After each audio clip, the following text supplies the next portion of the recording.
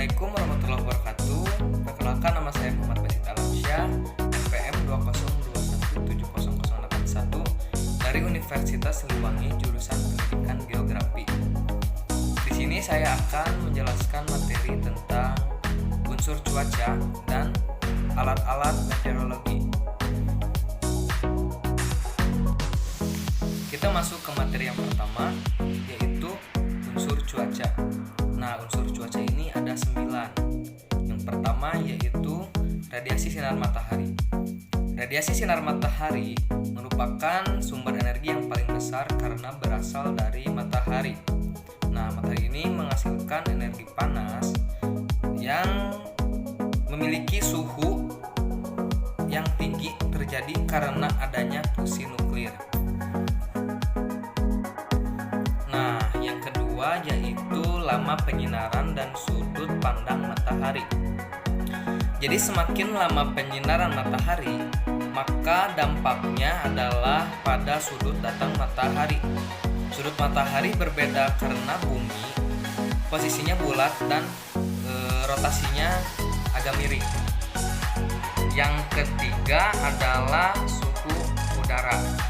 Nah, jadi saudara ini mempengaruhi seluruh permukaan bumi sehingga menyebabkan kondisi bumi 3/4-nya adalah air. Nah, yang keempat adalah kelembapan udara. Kelembapan udara adalah banyak sedikitnya uap air yang ada di udara. Kelembapan udara ini dibagi menjadi 2, yaitu yang pertama kelembapan relatif.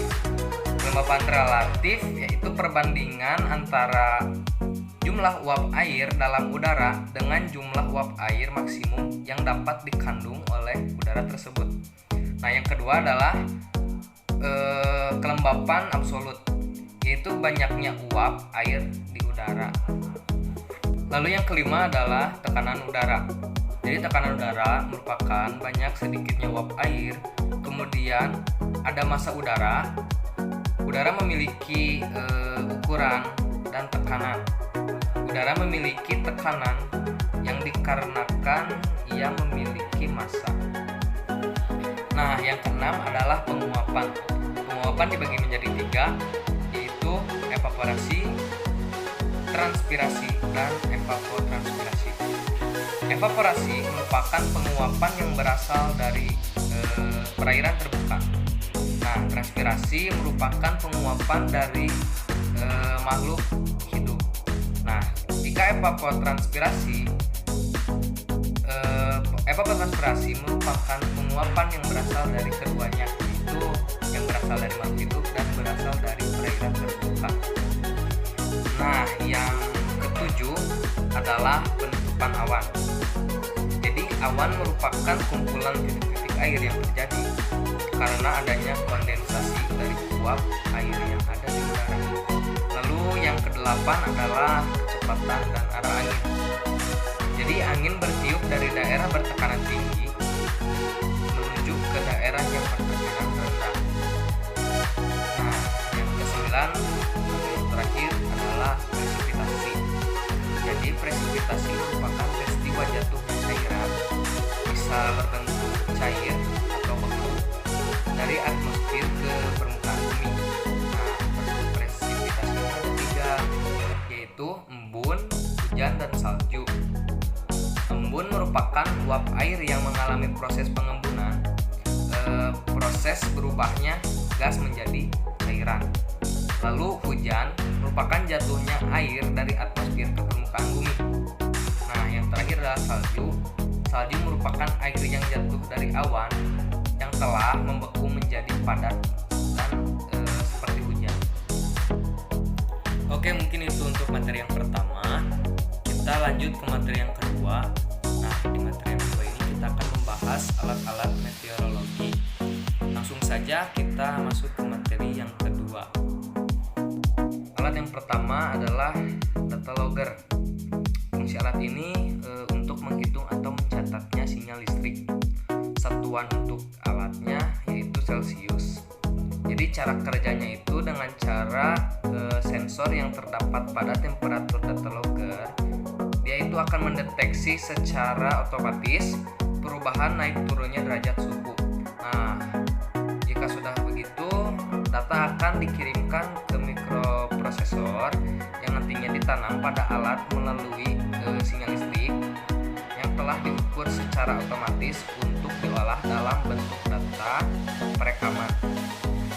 Penempatan alat ini bisa kita pasang di pipa, bisa kita pasang di tiang, dan bisa juga kita pasang pada batako, bata, atau blok semen. Alat yang kedua yaitu liveness. Fungsi alat ini untuk perekaman data tingkat kebasahan daun yang akurat dalam sejumlah tanaman yang sedang tumbuh dan sedang diteliti. Nah, satuannya yaitu W/M². Cara kerja alat ini yaitu sensor digunakan dan tidak memerlukan pengecatan atau pelapisan yang menggunakan jaringan kapasitif yang kurang sensitif terhadap residu permukaan daripada sensor berbasis jaringan resistif. Lalu cara penempatannya, dia tuh bisa ditempatkan di tempat yang terbuka, lalu tidak terhalang berbagai pepohonan.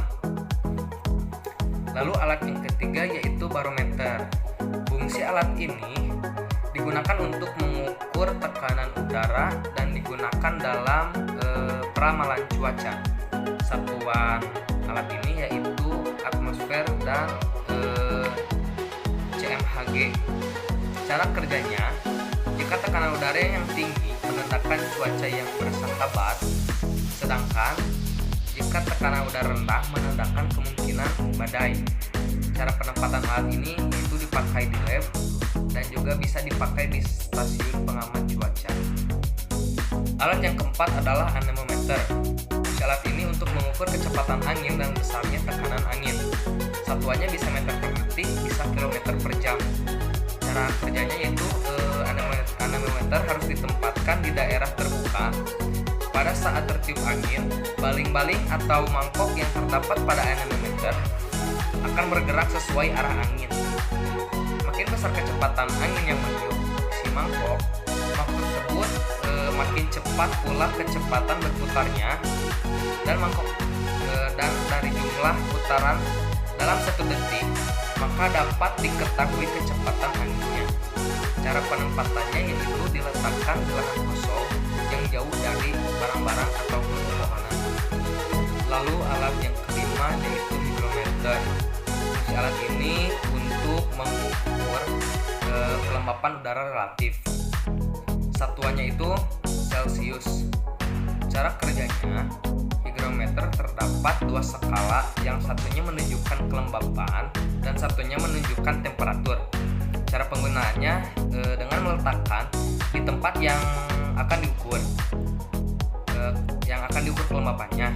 Kemudian tunggu dan bacalah skalanya. Nah, skala kelembapan biasanya ditandai dengan huruf H atau kalau suhu dengan derajat Celcius. Cara penempatan hygrometer ini bisa kita tempatkan di museum, inkubator maupun sauna. Alat selanjutnya adalah barograf. Fungsi alat ini untuk mencatat tekanan udara secara otomatis. Satuannya yaitu satuan milibar atau MB.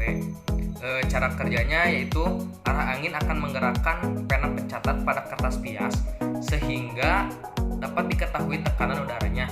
Nah, penempatan alat ini bisa kita tempatkan pada ruangan yang memiliki suhu tetap dan juga tidak boleh terkena sinar matahari secara langsung dan tidak boleh terkena angin secara langsung. Mungkin dicukupkan sekian